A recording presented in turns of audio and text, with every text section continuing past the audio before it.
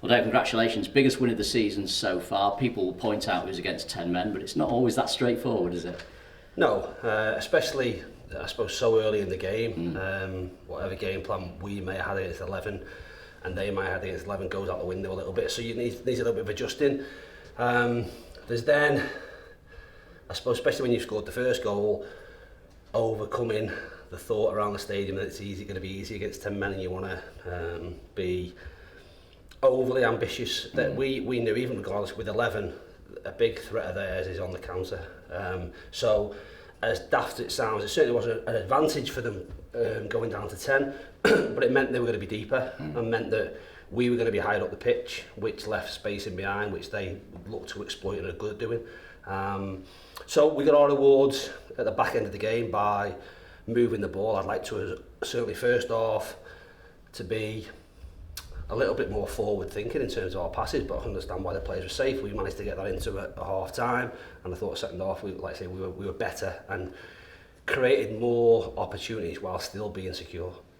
It's quite rare to get a red card that early in the game, but Matt Gray felt that the challenge from James Brown even earlier than that was probably a red as well. What was your view of those two incidents? Well, we've looked both back.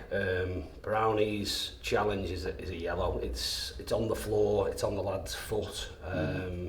He's gone for the ball and not got the ball. You can quite easily say that about the challenge that ended up in a red. That's very similar to Sauce's at Grimsby last year, when there's no intent whatsoever for him to hurt Will. He's gone to win the ball, he's stretched, he's missed the ball, and he's caught Will above the knee. And when there's contact that high, you can understand why it's a red. There was no, like I say, there was no malice in it. There was no intent to hurt or anything like that. But he's made a contact that's higher up, and that's the difference between the two challenges. Like I say, we've been victim of it. When you look at it, we've been chatting with Matt in there. When you look at it as well from their perspective, if you appeal it, nothing happens because of where the contact's made, and the lad gets 3 games for that, as Sauce did last year, and I don't think it's worthy of a 3-game ban. When you look at the game overall, I know you don't often talk about individuals, but you talked a lot about Kyle in your programme notes. The sponsors have given Will Collar man of the match today, but I've got to ask you about Paddy Madden again. I mean, 5 goals in 6 now. Somebody came up to me at half-time and said he's reinvented himself as Harry Kane. He's dropping deeper, he's getting involved in other areas of the pitch now, he's finding that little pocket of space, but ironically, it's turning into goals for him as well. Yeah, we don't want him too deep all the time, but we felt that the way they set up, and especially the way they set up with 10 men, that Paddy getting in a little pockets and Will and Miles playing in the half spaces wide either side could cause their 2 midfielders a problem, because the way they did it there, their 2 central midfielders were asked to cover an awful lot of ground, and like I say, as the further it went, the more difficult it was to do that. So Paddy ended up getting in little slots. We want him and Woods as much as possible in the penalty area.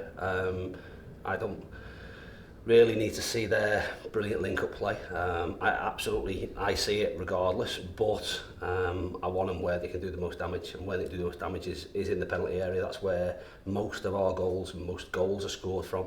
So as often as we can get them in there, the better we'll be for it. Like I say, his record and what's getting 2 in 2, if you like it. It's important that we keep those 2 going. They've got a good understanding, and that's now being fruitful in terms of goals return as well. I know you love the goals, but as a former centre-half, it's the clean sheets you probably look at, isn't it? 4 in a row now. You've found a formula, you've found some partnerships there at the back that are really starting to work now. Yeah, and alongside that, like I say, what we have done is we've minimised mistakes. We've not made critical errors that have ultimately ended with the ball in our net, and like I say, they were damaging for us at the first part of the season. We eradicated that, which has been better. There's always been a desire to, like I say, to defend and keep the ball out the net. But finally now we're getting rewards for it, and it gives us a chance. Like I say, it gives us more than an equal chance. If you can keep the ball out your net, then scoring 1 goal can win us a game. The way it was earlier in the season, we were having to score 3 goals because we were conceding 2, and that's not a good formula. Biggest win of the season, 5 wins in 6. There's a consistency in selection now. You're able to name an unchanged 11 for the first time this season. that does in a way though create other problems for you as a manager, doesn't it? Because you've got other people to keep happy. And I noticed you putting your arms around Sars at the end there, talking to him, and it really is still a very much a squad game, isn't it? Yeah, absolutely. It's not a problem for me because I have a group that are talented players. They all will have their part to play, and all I've played a big part. There are things go on off the pitch that are kept behind closed doors, hence why certain things have happened and certain team selections have been made, if you like. But as I say, I was asked before the game, we've got Macca coming back, we've got Ryan coming back, we've got Joe Lewis coming back, and Steve had asked whether that was an issue. No, we want everyone fit and available. I think what has benefited us over the last few weeks is you see the strength of our squad, and missing players like a Campsey and like a Sauce and like a Macca and Rydell and Joe Lewis and the lads who are on the bench. Us not having them on the pitch, but being able to produce the performances we are with the team we've got out there is testament to how strong our squad is, and we've been able to cope when we have had them issues, if you like. But I think as a management team, we'd love them all to be fit, available, and we'll deal with the I suppose tough conversations that we have to have with certain players if they aren't playing all the time. I know you've got Callum available for Tuesday, of course, away to Tranmere Rovers, your former club, a club where you are a bona fide legend there, that great cup run that they had, that tradition of cups and reaching the cup final, of course, the League Cup final. How will it be for you going back to Tranmere Rovers? It's always special going back there. Like I say, it was the team I started, that team I watched as a teenager, if you like. So for myself, for Clint to go back there, it'll be brilliant. The teams I've taken there have performed really well, but I've never won. So that's the first thing that needs to be corrected. Obviously, we want to go there and perform, absolutely, but we only get 3 points. We think we have a good opportunity to do that. Like I say, we carry momentum forward. It will be a great atmosphere. It would have been an unbelievable atmosphere on the Friday evening if that had been the case, but obviously it wasn't to be. But we'll travel in our numbers as well. I know the supporters will get right behind us, as they will there with supporting Mickey's team.